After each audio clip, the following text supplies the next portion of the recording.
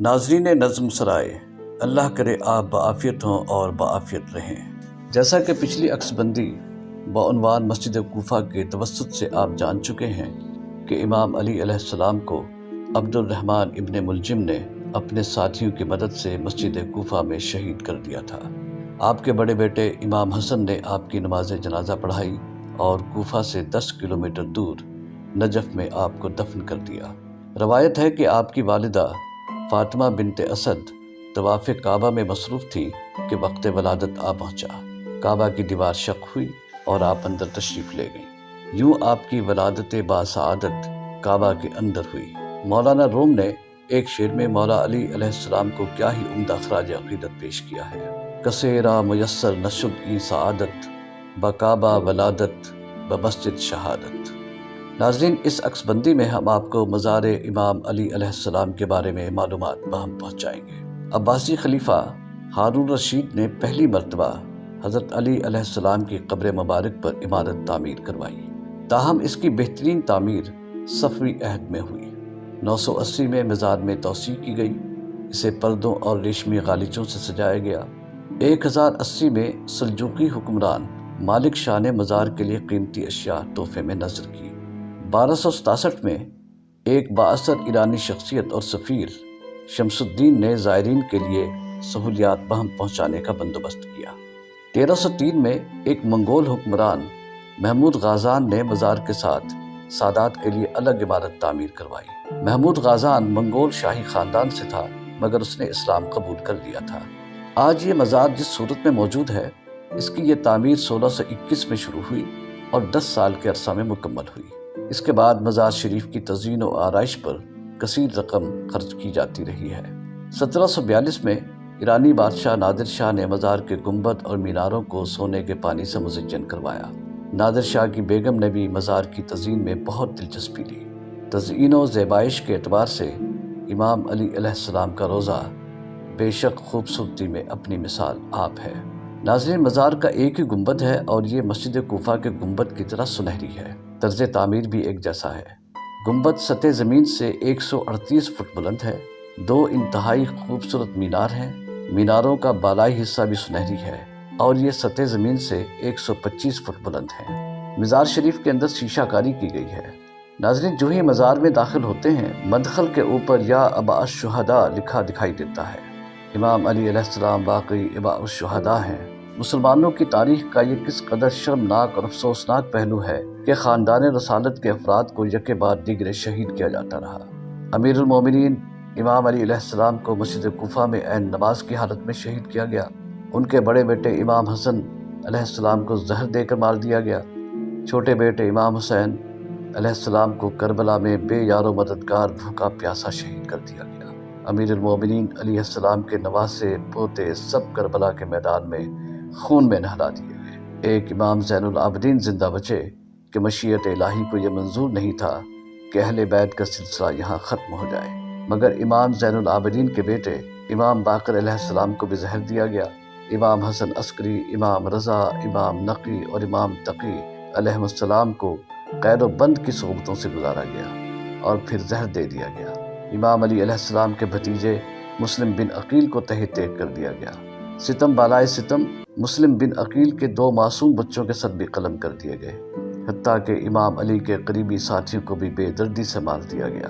الغرض اہل بیت اور حضرت علی کے حامیوں کے ساتھ بہیمانہ سلوک کی وجہ سے اسلامی تاریخ کے اوراق سے خون ٹپکتا ہے۔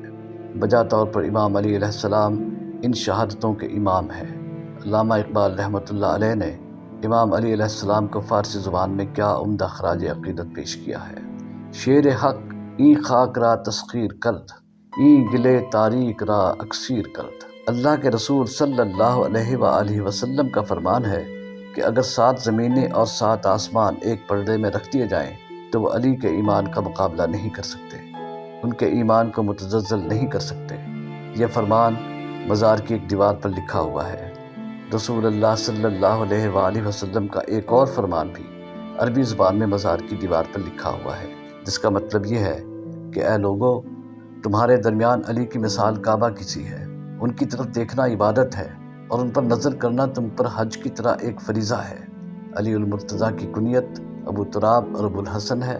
آپ نبی کریم صلی اللہ علیہ وآلہ وسلم کے چچازاد بھائی اور داماد ہیں۔ ناظرین، روضہ علی کے ساتھ سیدہ فاطمہ الزہرا سے موسوم ایک انتہائی خوبصورت صحن بھی ہے۔ روضہ مبارک کے ساتھ ایک خوبصورت مسجد بھی تعمیر کی گئی ہے۔ زائرین یہاں نماز ادا کرتے ہیں۔